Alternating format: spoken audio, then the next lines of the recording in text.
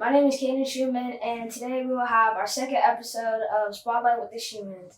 And today with us we have Javonte Middleton, former Jenkins standout and graduate of the Citadel Military School. How are you doing today? Good. How you doing, man? Good. So I'm gonna ask you a few questions. You like to work with kids. You work at Calvary. You go to camps to help kids, and you have a business. How important do you think for kids to learn that from a player that's been in the collegiate level? How do you think that's important for these kids to know? I think that's vitally important. That's actually a really good question. Once a lot of guys go off and play college ball, they tap into a different level of knowledge of the game, understanding of the game, and all aspects of it. So I think it's good for not just myself, but just any college guy that has went off in any level, whether it's Division One down to the NAIA. They're gonna come back with some knowledge that they didn't have before they left. So I think it's really big and really important for those guys that play. We're blessed to play some college ball to be able to have the opportunity to do that and come back and share that knowledge with the young folks here in the area. So take me through your high school recruiting process. All right, so May 1st, I was laying in my bed. May 1st, 2017, I was laying in my bed in my mom's house, and my phone rang.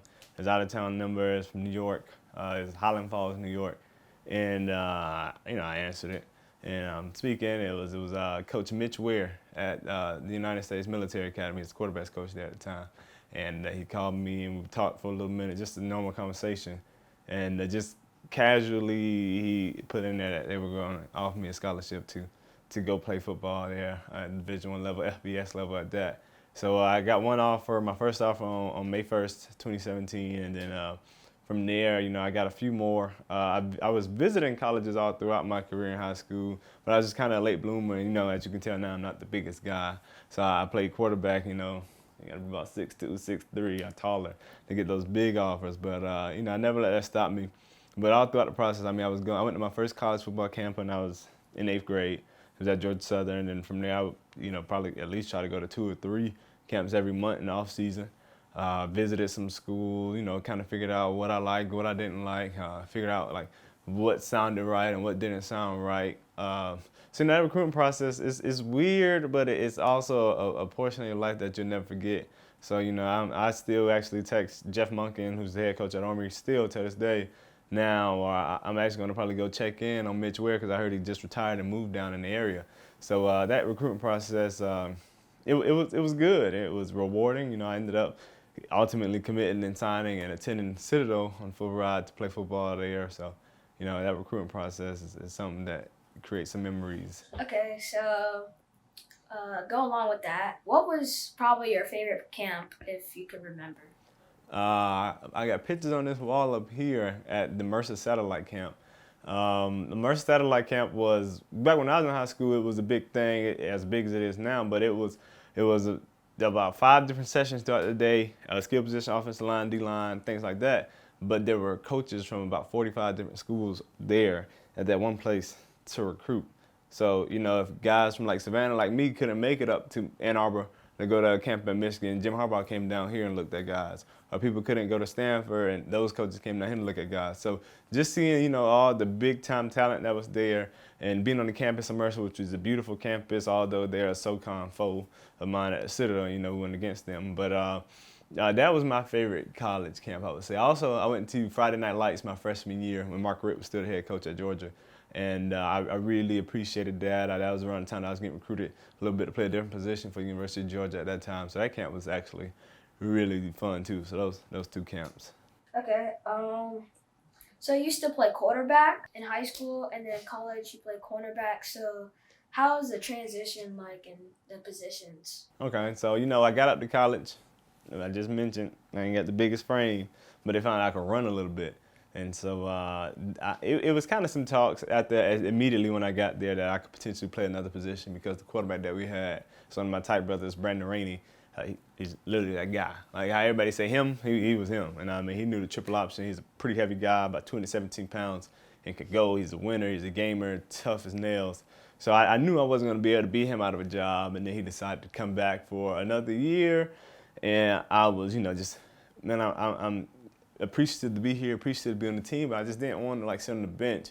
So I went to my coaches, asked about changing positions, thinking that maybe I could play like running back or something. Like, it's a position that you can help us at. I'm like, all right, cool. I'm like, yeah, we'll tell you tomorrow. So the next morning I woke up a cornerback. But that transition was weird, man. You know, I just went from always having the ball in my hand and everybody looking at me to make something happen, yeah, to having to guard guys. And I mean, to having guard huge guys at that, because, you know, wide receivers and X and Z receivers are pretty tall. But that transition was rough. It actually is probably one of the tougher things I've done in life, but it taught me a lot about myself. It taught me a lot about, you know, being able to overcome adversity and being able to be tasked with something and expected to grasp it and do good. So that transition was a little weird. I can tell you, I found out that I had not been loose in the hips before. Playing quarterback, just always going straight or maneuvering corner. I had to get really loose in the hips and be able to use my feet and be an athlete. Okay, so what would you say was the hardest receiver to guard through your college career? I guarded some really good ones. SoCon, we actually had some really good receivers in SoCon. You know, SoCon is more of a triple option conference, but there was, and I don't want to say his name wrong, Reggie Henderson from University of Tennessee, Chattanooga. He was a guy, he's about 6'4", like 205 pounds, and like the week before he made like some crazy, ridiculous catch that was on ESPN, one-handed somebody against Wofford. So I hope this don't happen to me. But he was one of them. I mean, I guarded, I guess the best two would be Mari Rogers, who played at Clemson and now with the Green Packers, and then also Cornell Powell. My first ever tackle came against Cornell Powell, who's a wide receiver for the Kansas City Chiefs. And, you know, Clemson had a bunch of guys, but those two, and then the SoCon one that stood out a lot was Reggie Henderson, that's from University of Tennessee, Chattanooga. Okay, so talk college. So what was your first year of college like? Well, I went to military college, so it's a bit unconventional. You know, yeah, I was up at 4 o'clock in the morning, shining shoes, shining my belt, and getting cussed out and getting yelled at for just being there. So, you know, but that taught me a lot about myself, and it taught me a lot about being able to be in uncomfortable situations and make yourself comfortable. So that first year, I tell a lot of people now, it sucked, but I make fun of it, and I made fun out of it when I was there.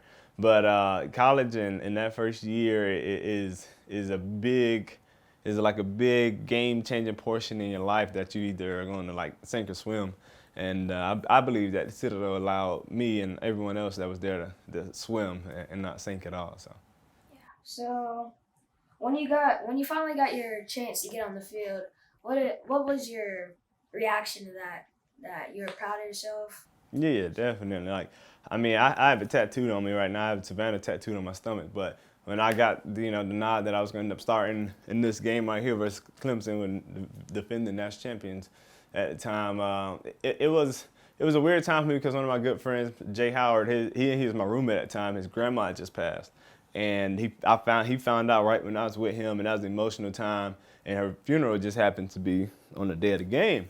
So we all kind of knew that, and we knew he wasn't going to miss his grandma's funeral, but it just hadn't really been established. And just one day, that Tuesday, we went out to practice because we were off on Monday. And that Tuesday, we went out to practice, and my position coach, who I actually just ran into coincidentally this past weekend, but my position coach, he walked up to me and, hey, JB, you're going to get the nod this week. You got to be ready. And, I've been playing big-time football my whole life, so I was ready for it. But, a lot of people kind of thought, they're a little nervous. But I got out there and made some plays and put out like a really good performance in that first game. And just throughout the rest of that year when I began to start, I ended up starting 8 games that year, 8 out of 11. And I played fairly well, so it was good. What do you think was your best career game? That Clemson game, yeah, I actually ended it with 7 tackles. That was actually tackle number 4. And I forced a fumble and recovered a fumble. A lot of people kick me right now because I could have scooped and scored it, but I was just trying not to kick it out of bounds and make a rookie mistake. So that Clemson game stood out, and also a game in our conference season versus Wofford. I ended up getting like one of the FCS top performances of that season for that week. 2 tackles on paper, but I really had like 6, but we're not going to go there. But y'all heard it here, I had 6 tackles. But I also had an interception too. So. Okay. So what's the difference between college and high school classes? You're on your own in college. I mean, high school, you got teachers that are going to remind you to do it once, going to remind you to do it twice, give you a third time, and then also they're going to open up that grade book at the end of the semester to make sure you can make up for whatever you missed. But in college, Just put that zero. yeah, put that zero in and it's over with. And, you know, those the professors let you know that this is due this day, and any sob story that comes after it, they're not really trying to hear it. But that just prepares you for life. Okay, so explain some of these awards that you have. Yeah. So I got some awards here. My mom has actually kept some of my awards captive as well. But we start with some of my high school ones behind me. This is actually one of my most proud accomplishments and awards. This is the Warrior Character Award that I won actually as a sophomore at Jenkins High School, which they typically give it to a senior or someone that kind of like had a season-ending injury or something like that. But they thought highly enough to give me that award. And then some other ones are, you know, some quarterback club awards, a little league award, and this is a athlete of the week award athlete of the year award that I won. Then over here on my left side, I got the Michael Finicaro Memorial Award, which is awarded to the county's top athlete or football player for that season. I won that my senior year and lost by 1 vote my junior year to Calvin Turner Jr., who was a really good football player.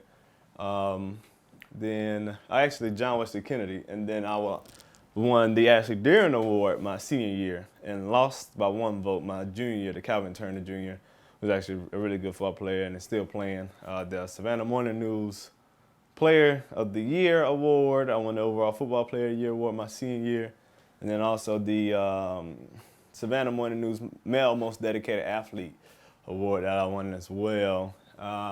Then back here, I don't know if folks can see it, the Greater Savannah Athletic Hall of Fame recognized me as the Football Player of the Year as well my senior year. So it's quite a bit of awards that I won. Some more that are at my mom's house, and just some more plaques that are around the house or in my office, at home, or at work, or something like that. So. Okay, last question. Mhm.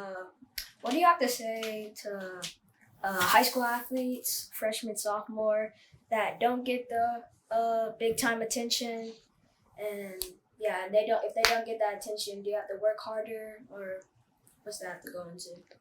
Just to be where your feet are at that time, you know, and to never let your food go cold looking at the food on another man's plate. You know, it's time for everything, and I believe like life is handled in seasons. So if it isn't just that freshman or sophomores or even junior season at that time, it'll come if they continue to work hard and they continue to be themselves and they continue to be a good kid. So, you know, just to be a good kid first before anything, you know, and also just don't rush being a kid, because, you know, a lot of guys, a lot of girls now, they see offers, they see going to the next level, they see getting opportunities like that, NIL, foregoing college and transferring to other schools, things like that. But they don't realize that that's just fast tracking your career. So just to be a kid and enjoy being a kid, and also just to let that push you to continue to be great and be where you are at that time. Okay, and that was our last question. So thank you for watching our second episode of Spotlight with the Shumans, and stay tuned for more episodes. And thank you again for being here with us. And yeah, we're out.